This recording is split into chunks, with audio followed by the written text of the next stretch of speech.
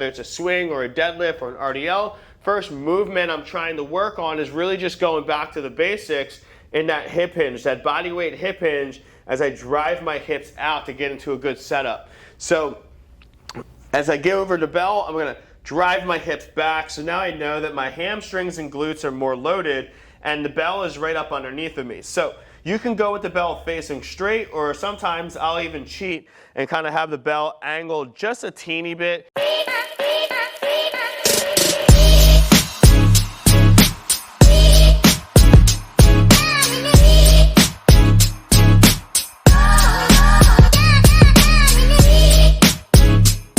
Today we're going to be doing the kettlebell clean. So the kettlebell clean is important for all clients because when they're training, we want to be able to build some strength, right? We want to be able to build some, power, explosiveness, and the kettlebell clean is a great exercise to do all of that. But not only is it a great exercise to do that, it's also the foundation of all the other exercises. So if you're going to try and squat with someone, they're going to have to kettlebell clean, right? And they might do an offset squat. So in order to be able to squat, they got to be able to clean that bell up, right? In order to do an overhead press, per se, we might have to clean it up, and then now we're in this rack position, and then now we're doing presses, right? Now we can do combination exercises, which are really, really beneficial because they help our clients burn more fat. And we can have these in the beginning of their workout program, and we may have something like a kettlebell clean to an offset reverse lunge, right? So boom, right? And we can also go somewhere else with that. Say we want to clean it, squat it, and press it, right? So once we understand how to do the clean, once we can do it properly, well, that's when the sky is kind of the limit in what we can do with kettlebells in our training.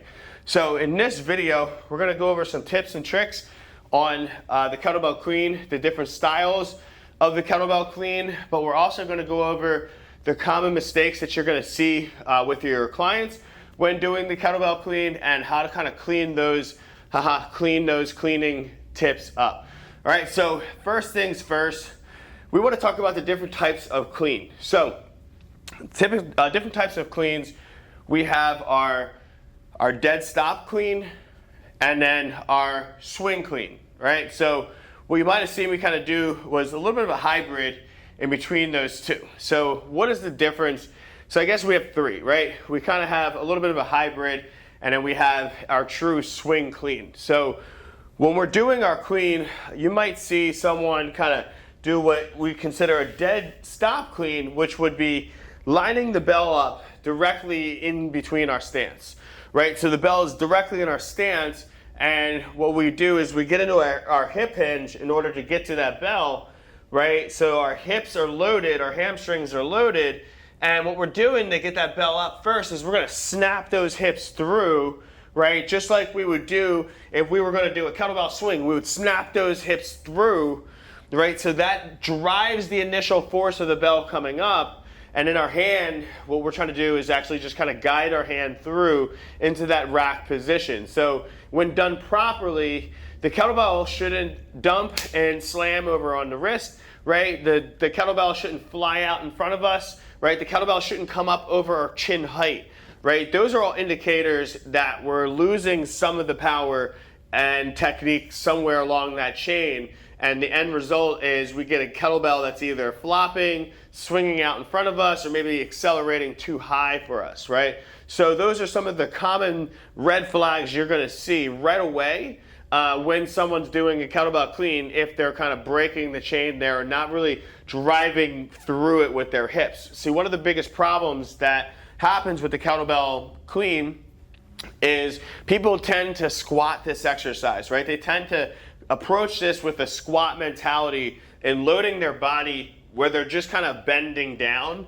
And we don't want to do that, because where our body bends first is going to be where we actually start to engage those muscles. So think about it as the closer to the bend, the more of that muscle area that we're going to use. So if I start to bend at my knees, right, if the first thing I start to do is I start to bend at my knees to go get that bell, Well, this is what's going to happen. I'm going to start to load the front of my quads, right? And we don't want to do that because the kettlebell clean is a hip hinge exercise. So if we're already kind of starting from the beginning loading our quads, well, we're probably not going to get out of this exercise what we're looking to get. So the first thing you want to do is you want to load the hips. So I always say in any exercise that I'm doing that's a hip hinge, whether it's a swing or a deadlift or an RDL, first movement I'm trying to work on is really just going back to the basics in that hip hinge, that body weight hip hinge, as I drive my hips out to get into a good setup. So as I get over the bell, I'm going to drive my hips back. So now I know that my hamstrings and glutes are more loaded and the bell is right up underneath of me. So you can go with the bell facing straight, or sometimes I'll even cheat and kind of have the bell angled just a teeny bit, just because it kind of allows me to get a little rotation here at the shoulder. All right, so if I'm dead cleaning that bell up, I want to get tight, so I'm loaded at the hamstrings and the hips. I'm going to engage my lats and scaps. I'm pulling everything down, and I'm going to pop my hips through, slide my hand to the top. Right, so let's try that again. Load in the hips. I'm going to drive the hips through, snap, and I load my hand through. So what I'm thinking about with that hand is as my hips are coming up, I should be getting some speed, accelerating the bell. So I'm accelerating the bell and then I'm sliding my hand right up my midline of my chest. And I like to cue this as zipping up the jacket kind of. So you zip your jacket up the middle.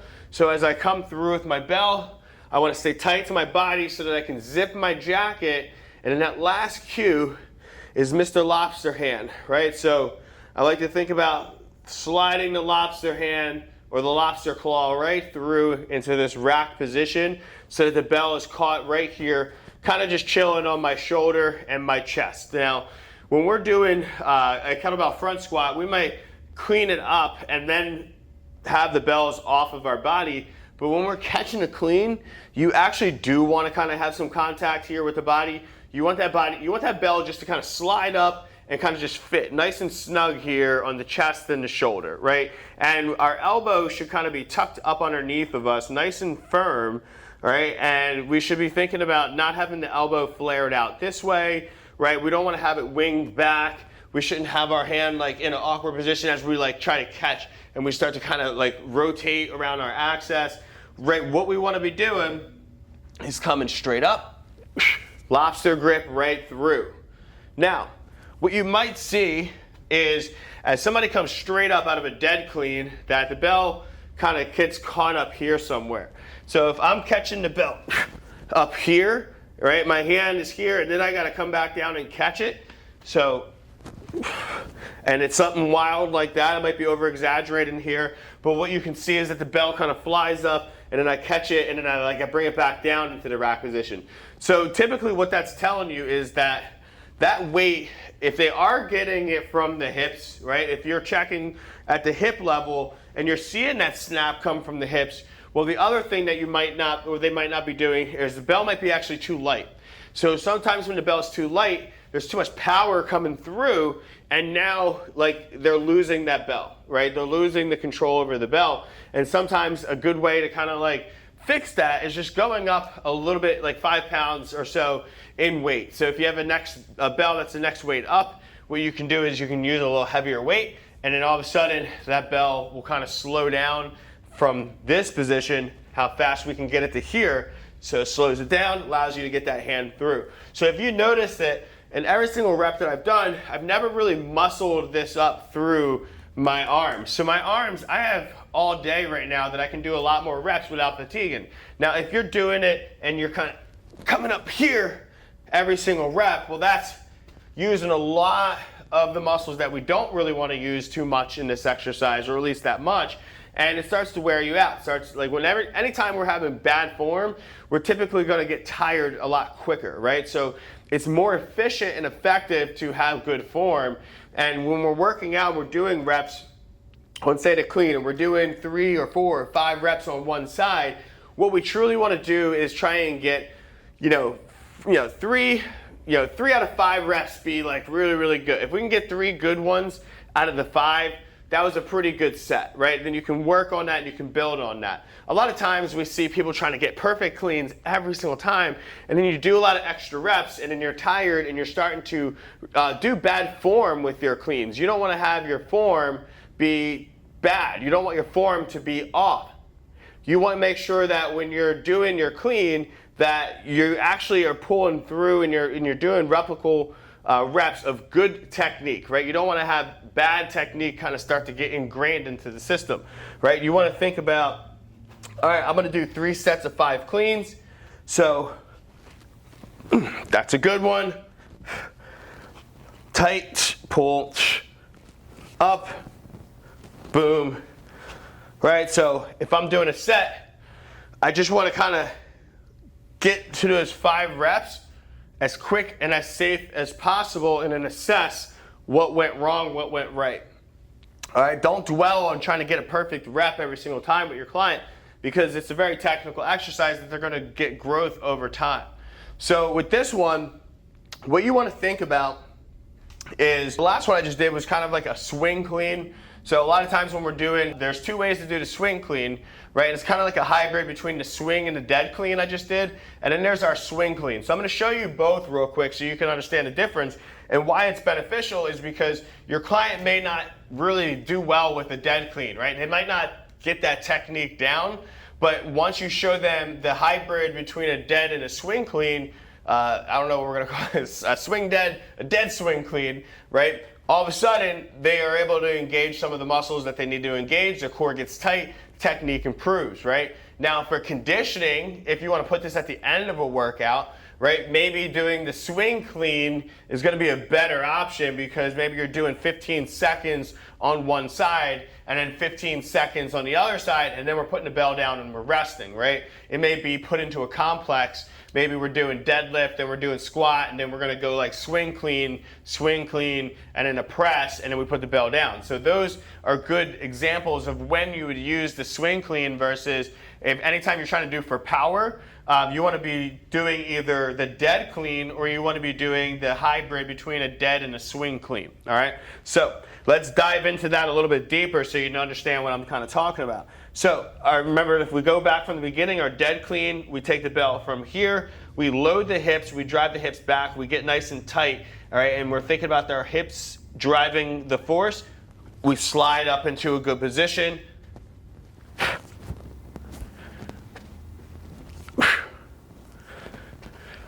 That's the dead clean. Now, the dead swing clean is that we take the bell and we actually take it out in front of us a little bit. All right, we load back with the hips, we put the bell out in front, we engage with the scaps and the lats, right? So we want everything nice and tight, our core is tight, we're gonna boom, hike it back and bring it tall. Now, we don't want the bell to swing out, we wanna pretend there's a wall in front of us, and times when I'm coaching people, I'll sometimes stand in front of someone to make sure that there's a barrier here so that as they come through, they're not coming through and then here, right? That's going to be an automatic correct. So literally, if I wanted to fix it, I might go in front of a wall and just do some swing cleans, right? So boom, we bring it back down to the bottom of the ground, hike it back, we're up tall. Through.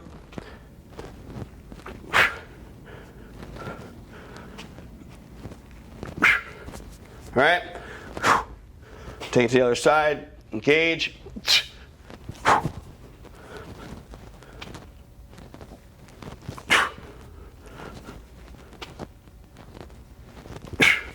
Just like that.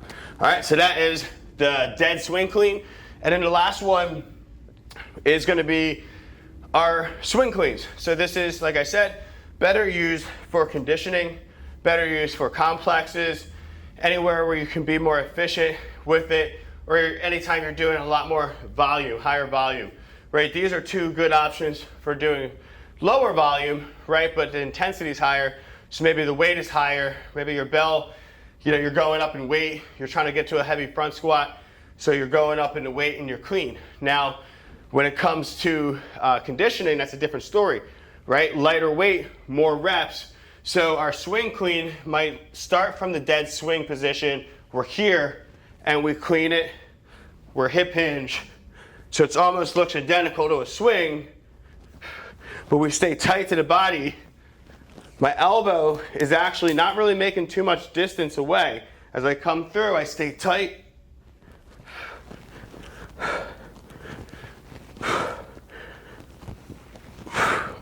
And this is kind of adding a little bit of the pendulum swing kind of approach, where that elbow kind of stays tight to the body, and then I'm using my hips to kind of generate that force. Boom, punching through, getting into that lobster grip. So I might do, you know, like I said, 15 on one side, or 15 seconds on one side, 15 seconds on the other side. I could do this plus a push-up, right? The endless combinations can happen. You can do this plus an ab exercise and get a really, really great finisher. So it gets the heart rate up, but you got to make sure that if you're going to be doing swing cleans and a lot of reps, that you have the right technique down on the basic dead clean and the dead swing clean. So hope this video helps. Go help people swing clean better and clean up their swing. All right, so, or clean up their clean, I should say. I'll see you guys on the next video, and I hope this helps you guys become better coaches.